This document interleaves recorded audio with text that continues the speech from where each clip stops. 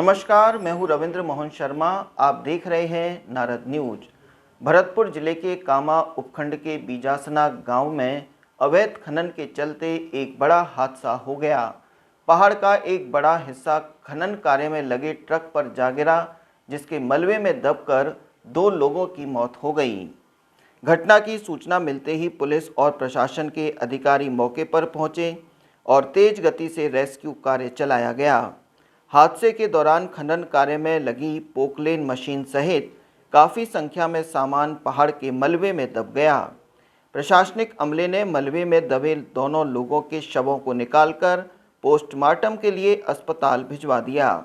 इधर घटना की जानकारी मिलते ही सांसद रंजीता कोली भी मौके पर पहुंच गईं और उन्होंने जिला प्रशासन व सरकार पर कई सवालिया निशान लगा डाले।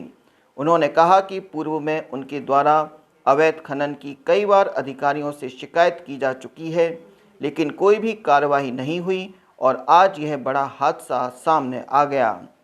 सांसद रंजीता कोली ने बताया कि कामा उपखंड इलाके में अवैध खनन का कारोबार जोरों पर संचालित किया जा रहा है और कई रसूखदार लोगों द्वारा इस इलाके में अवैध खनन धड़ल्ले से किया जा रहा है, लेकिन जिला प्रशासन ने आंखें मूंद रखी हैं।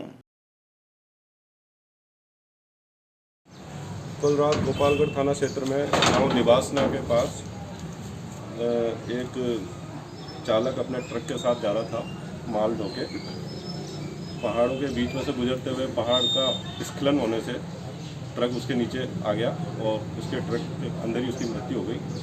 और एक अन्य ट्रक चालक भी उसी पहाड़ के यहाँ से जाते वक्त जब उसी स्खलन के अंदर दबने से उसकी मृत्यु हो गई।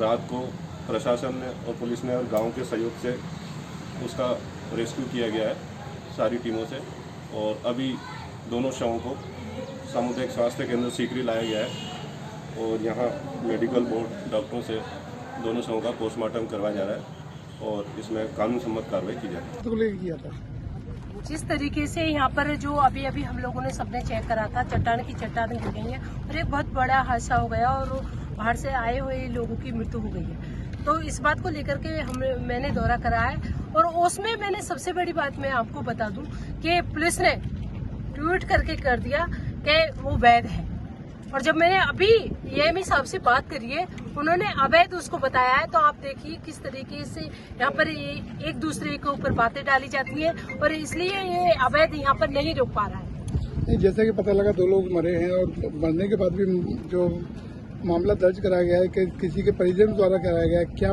खनिज विभाग का फर्ज नहीं बनता है या किसी और पुलिस का फर्ज नहीं बनता कि मुकदमा दर्ज कराया? नहीं, बिल्कुल खनिज विभाग का फर्ज बनता है, पुलिस का फर्ज बनता है। जिस तरीके से बाहर से आए हुए लोग अपनी रोजी रोटी के लिए आ रहे, लेकिन आज उनके परिवार को जाकर के पूछिए आप कि उन पर क्या बीत रही है। इस तरीके से जो अवैध चल रहा है, बहुतों के परिवार उजड़ गए।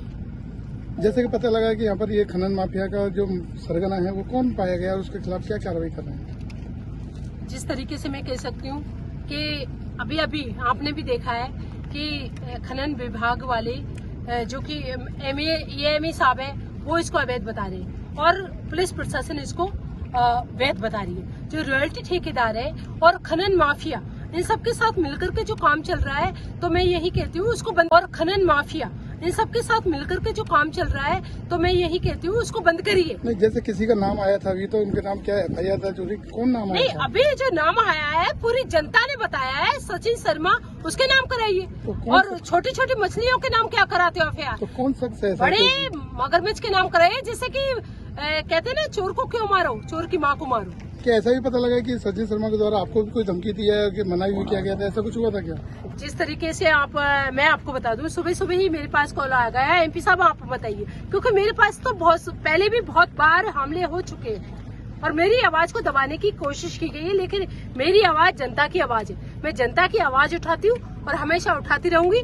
मैं डरने वालों में से नहीं हूँ। ये खनन क्षेत्र में खनन कार्यों को करने के लिए जो ब्लास्टिंग के लिए मटेरियल आता है, तो उसके लिए भी कोई एक्शन है या इन्होंने कोई कार्रवाई की है? नहीं, अगर एक्शन होता तो आज ये हादसा होता? ये हादसा कभी नहीं होता।